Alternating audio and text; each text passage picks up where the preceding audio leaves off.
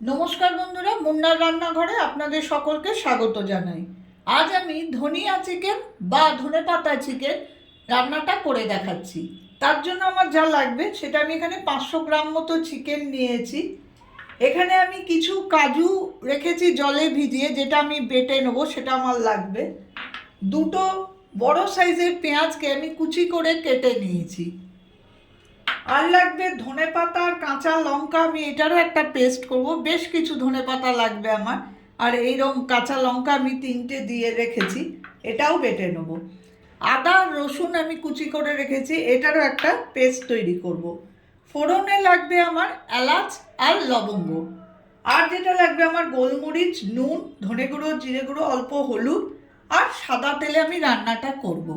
আমি আগে এই কাজু, ধনেপাতা আর আদা রসুনটা বেটে তারপর ফিরে আসছি। তার আগে আমি যেটা করব সেটা, আমি এখানে এই চিকেনটাকে অল্প নুন আর অল্প হলুদ, খুব বেশি হলুদ দেবো না, তাহলে আমার চিকেনটা, যে ধনিয়া চিকেনের যে কালারটা, সবুজ যে রঙটা, সেটা হয় না। অল্প হলুদ ইউজ করব, করে এটাকে জাস্ট একটু ম্যারিনেট করে আধ ঘন্টা আমি রেখে দেবো। এটা আধ ঘন্টা আমি ঢাকা দিয়ে রাখাটা, ততক্ষণ আমি এই 3টে জিনিস বেটে আবার ফিরে আসছি।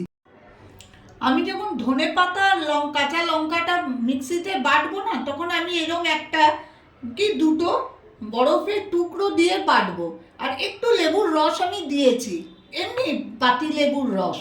তাতে কি হয়, এই সবুজ যে রঙটা হয় ধনেপাতা বাটা, সেটা মানে এত সুন্দর রঙটা আসবে, কালো হয়ে যাবে না, অনেক সময় কালো হয়ে যায়, সেইটা হবে না। তাহলে আমি বরফের টুকরো দিয়ে এটা বেটে নিয়ে আবার ফিরছি। আধ ঘন্টা পর আমি ফিরে এলাম, আমার চিকেনটাও ম্যারিনেট হয়ে গেছে আধ ঘন্টা। এবারে আমি কড়াইটাকে আগের থেকেই জ্বালিয়ে রেখেছি যাতে কড়াইটা গরম হয়ে যায়। এবারে আমি যেটা করব, আমি এখানে সাদা তেল দেবো, গোটা 5-6 চামচ দেবো।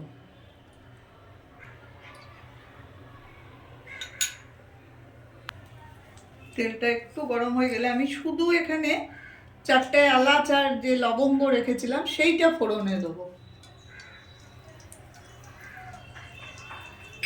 ফোড়নটা একটু হতে দেবো। একটুখানি হলুদ ছিটিয়ে নেবো যাতে পেঁয়াজটা দেওয়ার পর তেলটা না ছিটকায়। অল্প হলুদ দেবো, হলুদ কিন্তু আর আমি ব্যবহার করবো না। এবারে আমি পেঁয়াজ কুচিটা এর মধ্যে দিয়ে দেবো।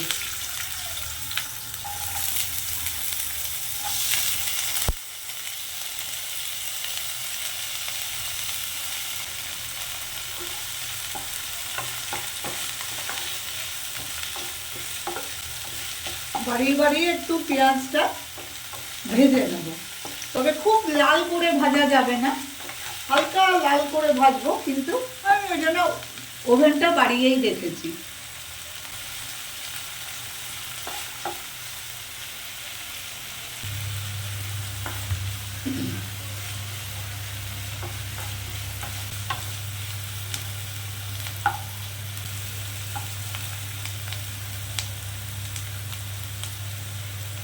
2 মিনিট হালকা করে ভাজার পরই আমি এর মধ্যে নুনটা দিয়ে দেবো পরিমাণ মতো।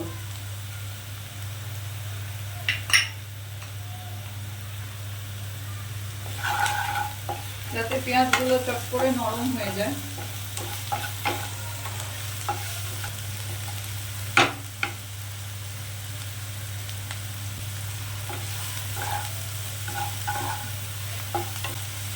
নুনটা দিয়ে একটু ভাজার পরই আমি এই আদা রসুনের পেস্টটা এর মধ্যে দিয়ে দেবো।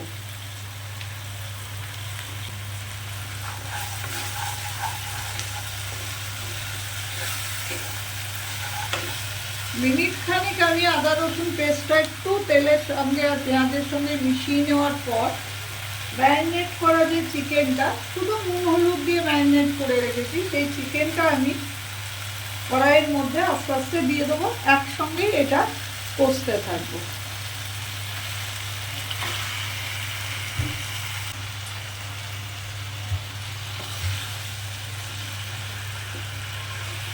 এবারে আমি ঢাকা দিয়ে দিয়ে এটাকে একটু কষবো। তার আগে আমি মশলাগুলো সব দিয়ে দেবো। ধনে গুঁড়ো, জিরে গুঁড়ো দিয়ে দেবো। ধনে গুঁড়োটা একটু বেশি দেওয়া হয় এটাতে।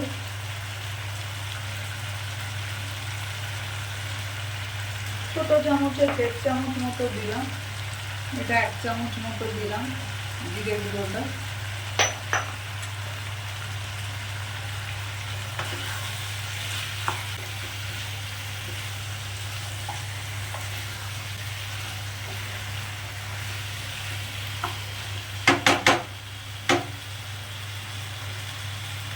এবারে আমি কমিয়ে বাড়িয়ে ঢাকা দিয়ে মিনিট 10-12 এটা কষতে থাকবো। তারপর আবার আমি ফিরে আসছি। মিনিট 10 পর আমি ফিরে এলাম। এর মধ্যে আমি ঢাকা দিয়ে দিয়ে বাড়িয়ে কমিয়ে এটাকে কষছি। দেখুন অনেকটাই চিকেনটা দিয়ে জল বেরিয়ে গেছে, জল ছেড়েছে চিকেনটা। আমি কিন্তু কোনো রকম জল ইউজ করিনি। এই সময় একটু ওভেনটা আমি বাড়িয়ে দিলাম। আমি এই সময় একটুখানি গোলমরিচের গুঁড়ো চারিদিক থেকে এই চিকেনটার মধ্যে ছড়িয়ে দেবো। আর যেটা করব সেটা যে কাজুটা বেটে রেখেছি, এই কাজু বাটাটা চিকেনের মধ্যে দিয়ে দেবো। তাহলে গ্রেভিটা আরও সুন্দর খেতে হবে আর গ্রেভিটা গাঢ়ও হয়ে যাবে।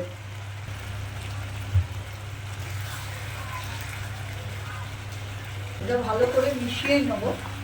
নিয়ে আমি আবার মিনিট 5-7 জন্য এটাকে ঢাকা দিয়ে দিয়ে ভালো করে কষবো।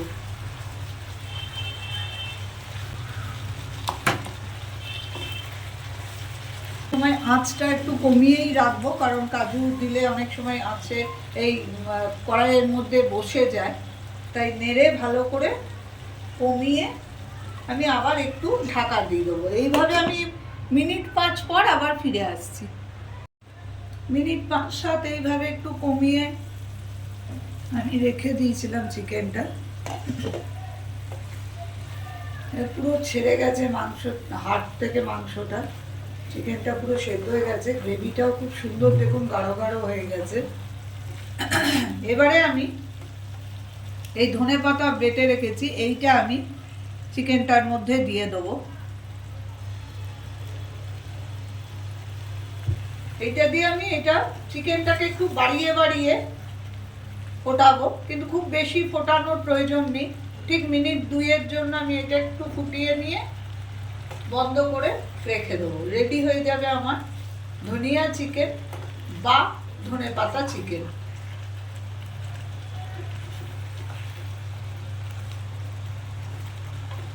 একটু 2 মিনিট এটা ফোটাবো, যাতে ধনেপাতার ফ্লেভারটা চিকেনের মধ্যে একদম সুন্দর ঢুকে যায়।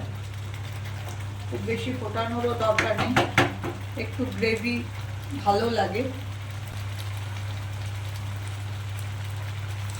একটু উল্টে পাল্টে চিকেনগুলো করে দেবো।